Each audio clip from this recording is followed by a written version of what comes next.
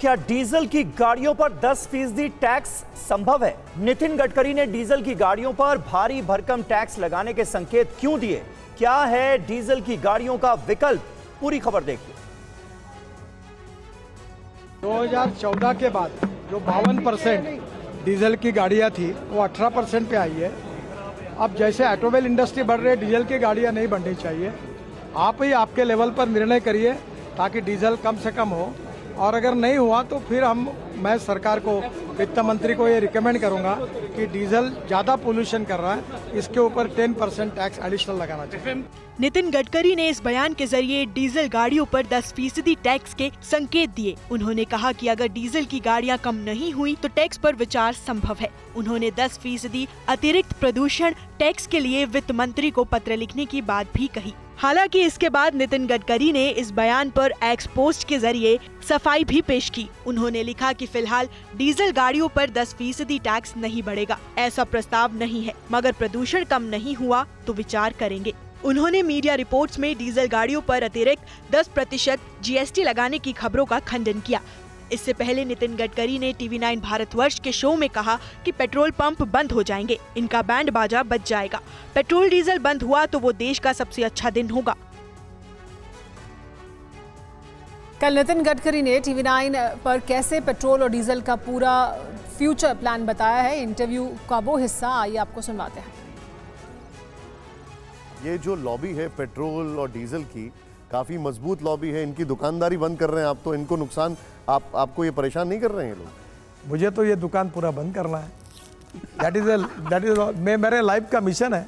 मैं ये बोल चुका हूँ कि मैं लाइफ में जिस दिन पेट्रोल डीजल के पेट्रोल पंप बंद हो जाएंगे, पूरा इनका बैंड बाजा बज जाएगा, वो देश के इतिहास का सुखी अच्छा दिन होगा।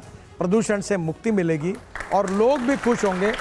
और 18 लाख करोड़ एक ही मिनट, ये 18 लाख करोड़ देश के इकोनॉमी में जाएंगे। किसान समृद्ध संपन्न होंगे, युवाओं को रोजगार मिलेगा, राज्य सरकार भारत सरकार को जीएसटी मिलेगा, देश की ग्रोथ बढ़ेगी, एक्सपोर्ट बढ़ेगा, देश आगे जाएगा। आप इस बात के हक में है कि सरकार की भी कंपनियां पेट्रोल की बंद हो जाए? नहीं, स्पष्टता बोलिए। सरकार की भी कंपनियां पेट्रोल जो बेचती हैं, अभी भी उस पर बहुत बड़ा वर्ग डिपेंडेंट है और आप अच्छी तरह जानते हैं, वो बंद हो जाए। आपको मालूम है सरकारी कंपनियां पेट्रोल इंपोर्ट करती है? हाँ, वो जानते हैं। क्या इंपोर्ट बंद नहीं होना चाहिए?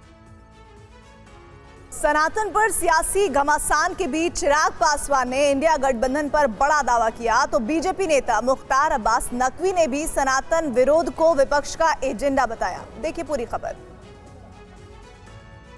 डीएमके सरकार में मंत्री थिरुपोनुमुड्डी के सनातन धर्म पर दिए बयान पर कोहराम मच गया है। एलजेपी रामविलास गुट के नेता चिराग पासवान ने आरोप लगाया है कि सनातन विरोध का एजेंडा इंडिया गठबंधन की बैठक में तय हुआ था। वो लोग एंटी सनातन का सहारा लेकर ही सत्ता तक पहुंचने का प्रयास कर रहे हैं। वो लोग तुष्टीकरण की राजनीति को साथ कर, डिवाइड एंड रूल की पॉलिसी को अपनाकर वो लोग प्रयास कर रहे हैं कि किस तरीके से समाज में बंटवारा किया जाए और उस बंटवारे के माध्यम से सत्ता की कुर्सी तक पहुंचा जाए। बीजेपी नेता मुख्तार अब्बास नकवी ने इस बयान के बहाने विपक्ष को घेरा और कहा कि सनातन का आज तक कोई नुकसान नहीं कर पाया है। सनातन भारत की आत्मा है।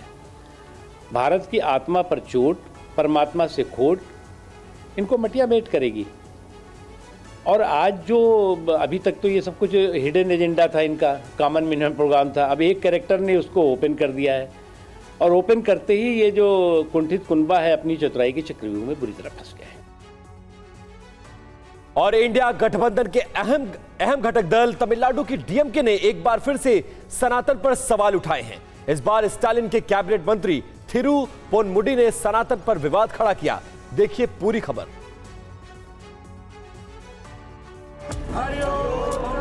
सनातन धर्म को लेकर मचा बवाल थमने का नाम नहीं ले रहा। स्टालिन के बेटे उदयनिधि स्टालिन के बयान के बाद अब डीएमके के एक और मंत्री थिरुपोनुमुड्डी ने कह दिया कि सनातन नीति के खिलाफ ही इंडिया गठबंधन बना है। பத்திரிகைகளின் மூலமாக ஊடகங்களின் மூலமாக நம்முடைய இந்த சனாதன எதிர்ப்பு கொள்கையை இந்தியா என்ற இங்கே எல்லாம் நண்பர்களும் சொல்லிவிட்டார்கள். இந்த இந்தியா என்பது ஒரு சனாதன கொள்கைக்கு எதிர்ப்பாக உருவாக்கப்பட்டிருக்கிற கூட்டணி தான் இந்தியா. எங்களுக்குள் கருத்து வேறுபாடுகள் இருக்கலாம், ஆனால் இந்த சனாதனத்தை எதிர்க்க வேண்டும் என்பதிலே யாருக்கும் எந்த வேறுபட்ட கருத்தும் இல்லை. இதிலே இருப்பவர்கள் எல்லாம் पुनमुडी के बयान को केंद्रीय मंत्री शोभा करदलांजे सनातन के विरुद्ध युद्ध करार दे रही हैं। अपने एक पोस्ट में करदलांजे ने कहा, पुनमुडी गठबंधन की 26 पार्टियों का हवाला देकर सनातन धर्म से लड़ाई में एकजुट होने की बात कर रहे हैं।